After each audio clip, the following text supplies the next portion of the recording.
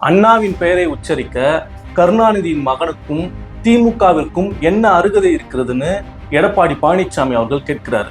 அண்ணா சொல்லித்தந்த அந்த கோட்பாட்டை அண்ணா வரியில் அயராது உழைக்கிற ஒரு இயக்கம்னா அது திமுக மட்டும்தான். ஆதிக்கமற்ற சமுதாயத்தை அமைத்தே தீர்வோம்னு சொன்னாரு. இன்று டெல்லியிலிருந்து இந்த தமிழகத்தை ஆள நினைக்கிற ஒன்றிய பாசிச பாஜகவை எதிர்த்து உறுதியாக குரல் கொடுக்கிற ஒரு இயக்கம்னா அது திமுக மட்டும்தான். இந்தி திணிப்பை என்றும் எதிர்ப்போம்னு சொன்னாரு. அது போலத்தான் இங்க மும்மொழி கொள்கையை ஏத்துக்க சொல்லி நம்ம கல்விக்கான நிதியை 2152 கோடி ரூபாய் நிதியை இன்றளவும் ஒன்றிய அரசு தராம இருக்குது. இதற்கு பல போராட்டங்கள் திமுகவின் சார்பிலும், இளைஞர் அணி சார்பிலும், மாணவர் அணி சார்பிலும், மற்ற அணிகளின் சார்பிலும் நடத்தப்பட்டது. இதற்கெல்லாம் மும்மொழி கொள்கையை ஏத்துக்கிட்டாதான் அந்த 2000 கோடி நிதியை தருவோம் சொன்னாங்க. நீ 2000 கோடி அல்ல 10,000 கோடி நிதியை தந்தாலும் ஒரு நாளும் இந்தியை நாங்கள் ஏற்றுக்கொள்ள மாட்டோம் என்று உறுதியாக இருக்கிற தலைவர் தான் எங்கள் திராவிட மாடல் நாயகர் அவர்கள்.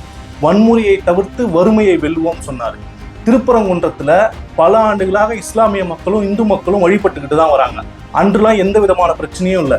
என்று பாஜக திருப்பரங்குன்றத்துல காலடி எடுத்து வச்சதோ அன்றையிலிருந்து மத கலவரமாகவே இருக்குது.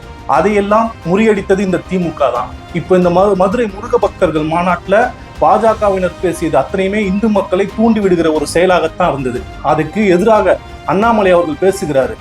நம்மளுடைய பிள்ளைகள், இந்து வீட்டு பிள்ளைகள் திருநூறு வச்சுக்கிட்டோம், ருத்ராட்சி அணிஞ்சுக்கிட்டும் நம்ம பள்ளிக்கூடத்துக்கு போகணும்னு. அண்ணாமலை அவர்களே, உங்களுடைய காலத்துலதான் பிஜேபி ஆட்சி காலத்துலதான் நீட் தேர்வு நடைபெறுது. அந்த நீட் தேர்வுல உள்ள நுழையும் போது தாலியை முதல் கொண்டு அறுத்துக்கிட்டு தானே நீங்க உள்ள விடுறீங்க. அங்க எங்க போச்சு உங்க இந்துத்துவா கோட்பாடு? அங்க எங்க போச்சு உங்க ருத்ராட்சப்பட்ட கோட்பாடு? ஒரு கொள்கைனா எப்போதும் கொள்கையோட இருக்கணும். ஒரு இடத்துக்கு ஏத்த மாதிரி கொள்கையை மாற்றக்கூடாது. இதுல வேற எடப்பாடி பழனிசாமி அவர்கள் சொல்றாரு, எங்களுடைய ஒவ்வொரு நாளும் ஒவ்வொரு நொடியும் எங்கள் பெயரிலும் எங்கள் கொடியிலும் மட்டுமல்ல எங்களது குருதியிலும் கூட அண்ணாவின் பெயரை நீக்க முடியாதுன்னு சொல்றாரு.